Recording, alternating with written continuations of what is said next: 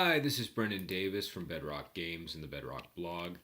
And today I'm going to be doing something a little bit opposite from one of my other types of videos. I'm doing a early morning movie reviews. So in the past I've done late night movie reviews, and it turns out I'm maybe getting too old to do those because I keep falling asleep before I do them.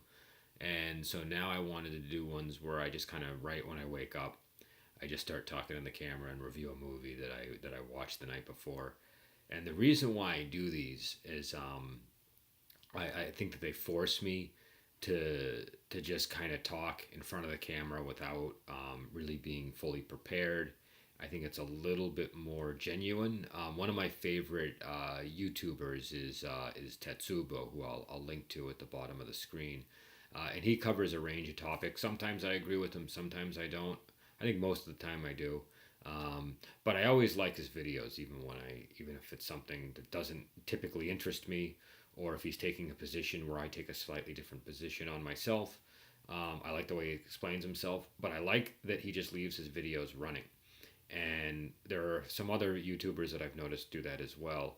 And what I find with that is I feel like I'm getting more of what the person is like in real life, rather than some of these other videos where people edit and splice things together, and you get, sometimes it creates an interesting rhythmic effect, but for me, I feel like if I then met that person, just out of the blue, I would be meeting an entirely different person, because the edits take out a lot of their personality, a lot of their flaws and weaknesses, and how they speak and how they remember things.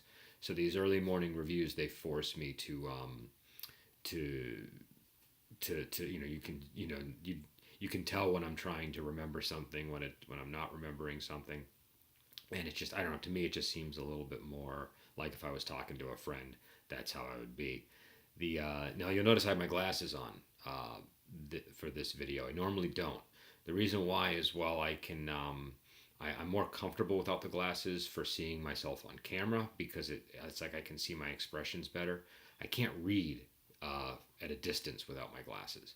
And so for these early morning reviews, just because I want to make sure I get people's names right, if I have to mention a certain actor or something, I'm going to be occasionally clicking and reading. When I don't have my glasses, I'm just going purely by memory. But because this is so early, I'd much rather I'd much rather be safe than sorry and be able to click on the cast credits. So the movie I'm going to be reviewing today is the Tsui Hark 1995 film The Blade. This is considered one of his great works. It's a gorgeous film. This is the Warner Archive Collection version, and my understanding is it's a little bit of an interesting arrangement because they do a manufacture on demand. Again, this is what I found online. How accurate it is, I don't know. But it sounds kind of like POD. And so I think what occurs is when you order this, they basically, it's kind of like made to order every time. And so I think that allows them to put titles that they might not normally be able to carry, into up for sale. So this version came out in 2016. The film's from 1995. It's been available, in other forms and from other manufacturers, but this version is the one that I'm reviewing. So the film quality looked good. There weren't that many bells and whistles or anything, but you had the option of the dubbing. You also had the option of the subtitles, and so I thought it looked totally fine. This film is supposed to be a kind of remake of The One-Armed Swordsman, and it's interesting because it follows a lot of the beats of The One-Armed Swordsman, but the individual beats are so different. He goes in such different directions that it really becomes a new film. The basic plot is there's a character named Ding On who works at a kind of swordsmith school. I think in the subtitles they called it the Sharp Sword Shop or something like that. Um, and he and his friend Ironhead are kind of like buddies that are both making swords. And early on in the film, they witness a group of thugs kill a monk, and his friend Ironhead kind of goes crazy and basically starts a grudge between the sword school and the thugs who killed the monk. In the background, their master's daughter is in love with both of them and kind of trying to pit them against one another, and so eventually they do kind of develop a feud of sorts, but it's not because of the daughter Ling. It's because of the dispute with the guys who killed the monk, and Ding On being made the successor of the school, and some of the resentment that creates among the other blacksmiths there.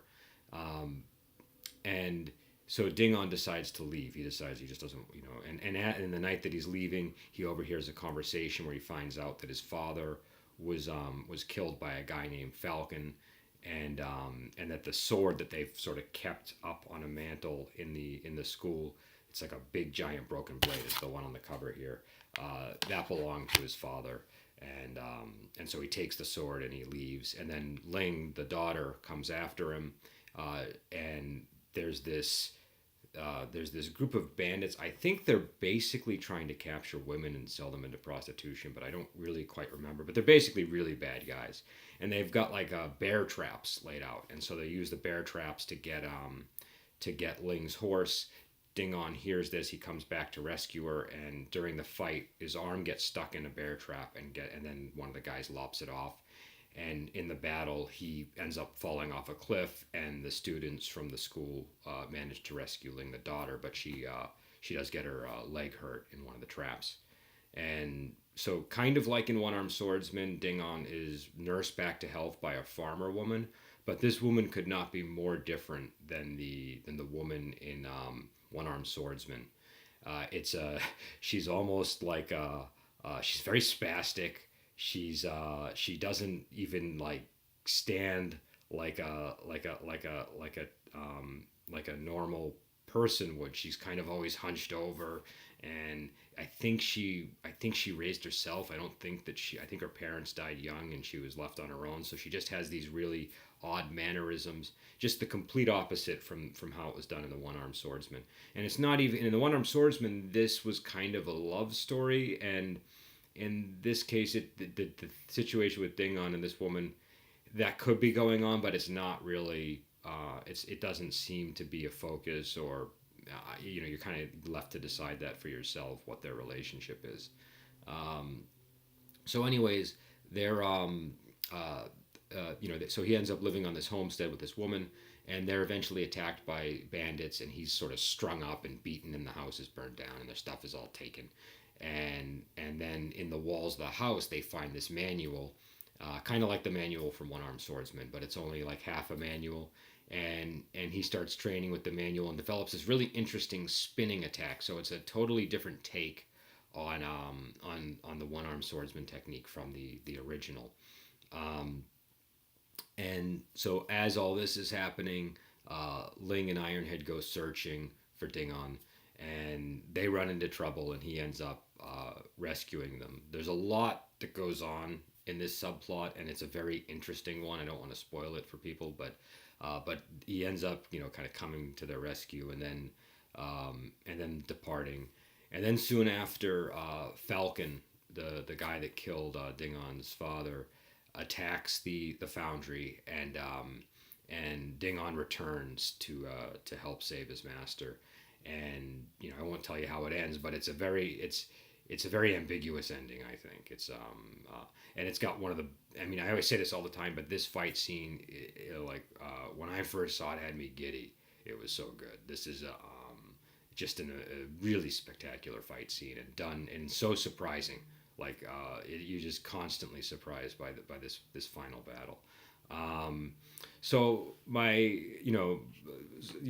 could go on a lot about this film, but it's a lot like One Armed Swordsman in a certain respect. But like I said, all the beats are kind of there, but they're all going in such different directions from the original that it really just has its own feel and vibe. It really does not feel anything like the original One Armed Swordsman, but there's that familiarity underneath it, and I really like that about this movie, because you don't feel like it's just a step-by-step remake. You feel like, I remember this happening in the movie, but this is different. and I don't know how much of it was he was specific, because the thing about One Armed Swordsman is it's taken from a scene in they sort of expanded one thing that happens in Return of Condor Heroes and turn it into its own thing, and I don't know how much he was pulling from that, how much he was trying to just pull from One Armed Swordsman, but there are a lot of familiar beats, and there are even a few beats that look like they're taken out of Return of Condor Heroes, not out of One Armed Swordsman. This is a very interesting martial world that Tsui Hark creates. It's a brutal,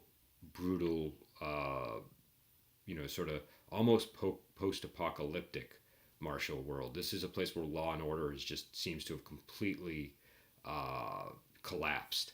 And if you watch these films, all the houses are courtyard houses, which or that kind of structure. They're usually enclosed and fortified in some way, and obviously, kind of like with Rome and any of these places that had those kinds of structures in place, that there's a defensive element to that, and it's very clear why that's the case in this film.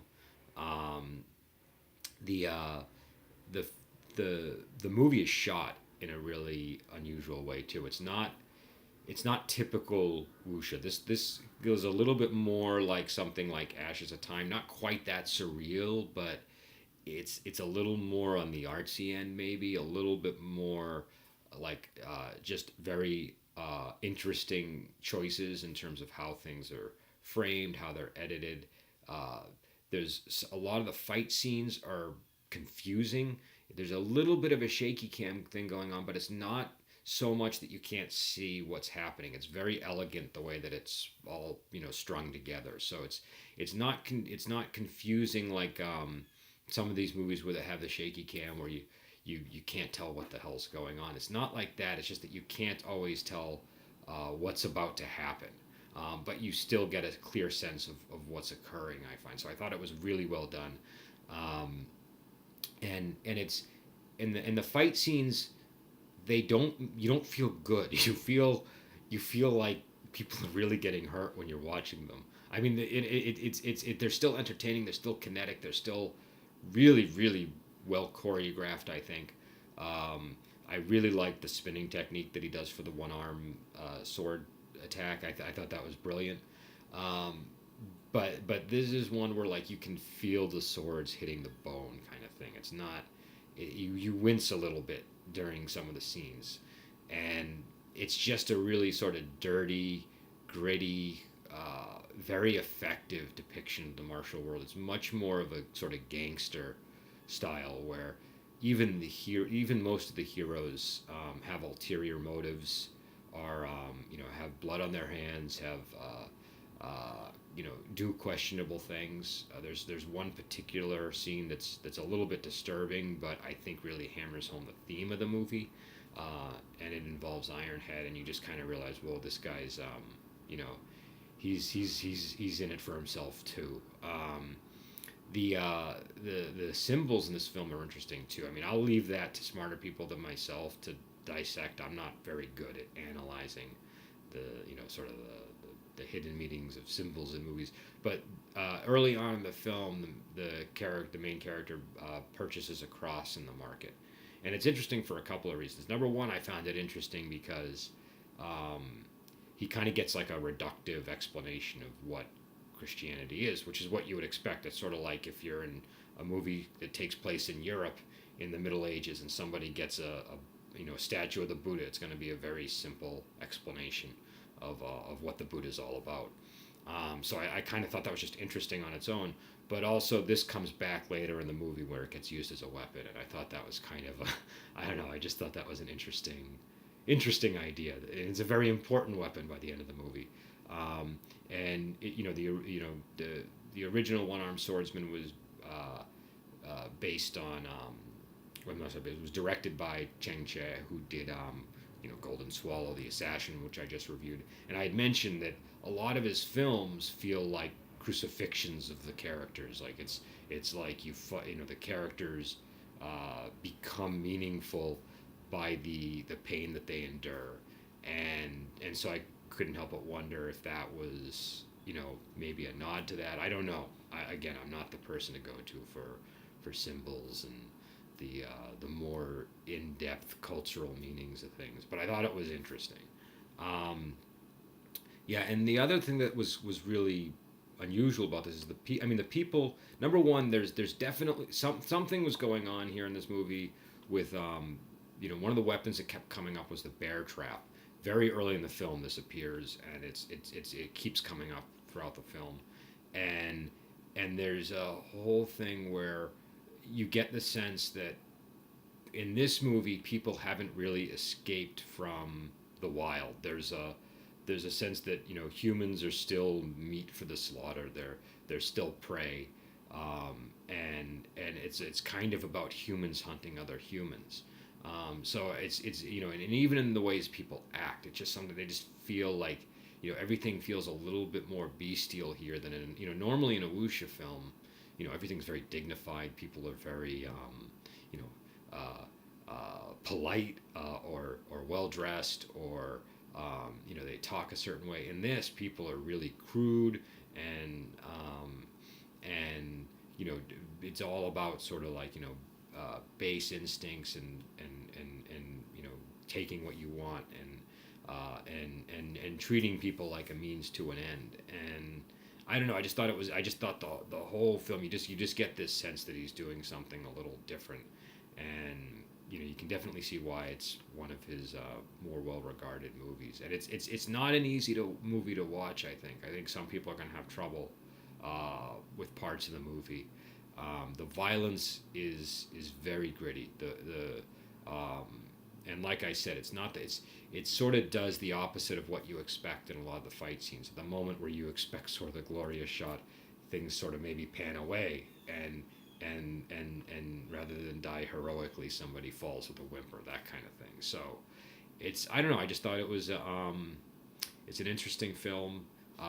This is this particular version I think was released this year, so you can get your hands on it very easily. I like to review movies that are easy for people to get, and this one you can get without much trouble at and it's not that expensive. And there's a bunch of films in this Warner Archive collection now that you can get your hands on.